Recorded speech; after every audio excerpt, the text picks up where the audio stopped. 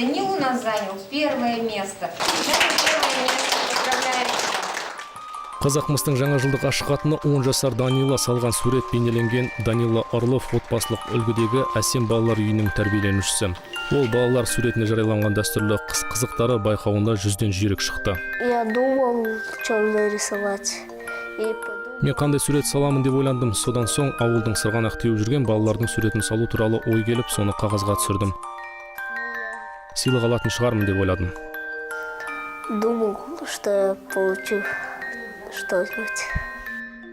Биылғы байқау Қазақмыс тобы жұмыс істейтін аймақтардағы балалар үйінің тәрбиеленушілер арасында өткізілді.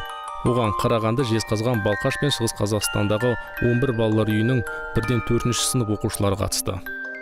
К таким конкурсам мы относимся положительно, потому что главная задача Біз мұндай байқауларды қуана қабылдаймыз, өйткені менің қамқоршы, осы мекеме басшысы ретінде басты міндетім балаларымыздың бойындағы шығармашылық қабілетті дамыту болып табылады.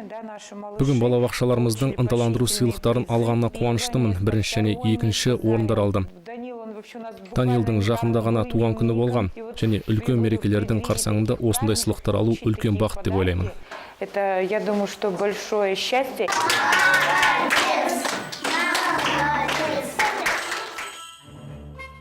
Бум-бум-бум стучат часы, покрутил мороз усы, расчесал он бороду и пошел по городу. Скрип-скрип-скрип, скрипит снежок, у него большой мешок с бусами, с хлопушками, всякими игрушками.